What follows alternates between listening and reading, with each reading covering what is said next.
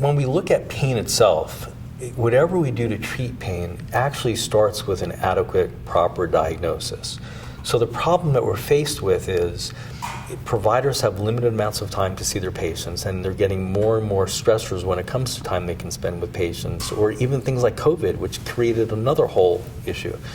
So what happens is, if you start on the right foot, if you can diagnose that patient properly in a highly patient-centered manner, so that what you have is a very patient-centered, patient-specific diagnosis, then you can determine what treatment would be best out of all of the different options available to treat this particular patient at this time.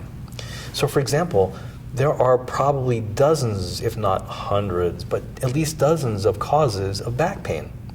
We probably have dozens, if not hundreds, of different therapeutic treatments we can use to treat back pain. Something as simple as an oral steroid, or something more invasive like surgery.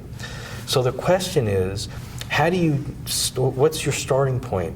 What is this patient's particular cause? And if you can make that right call and then determine what treatment is best, you stack the cards in your favor for treating that patient effectively, and less than the likelihood that that patient's going to have to live with chronic pain.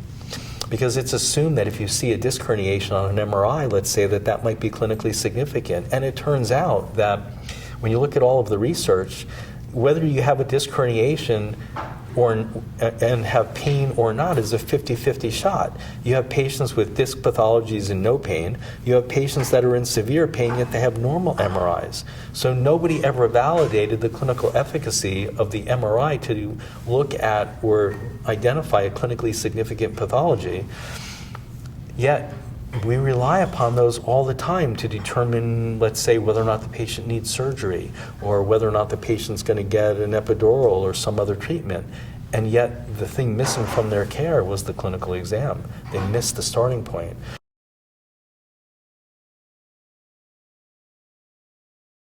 I tend to use car and road analogies all the time because by hobby, I'm a car guy, so I enjoy spending time in the garage, taking apart and fixing cars, sort of like fixing patients as well.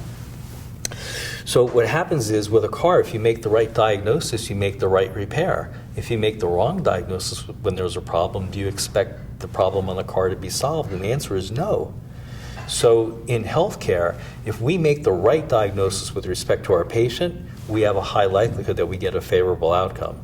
If that diagnosis is wrong and we don't get an outcome, all too often that's blamed on the patient, when in fact that might have been the wrong starting point. Because we all know what a hammer is, we all know what a screwdriver is, but yet we become so specialized sometimes in our training that one clinician physician might be a hammer, one might be a screwdriver.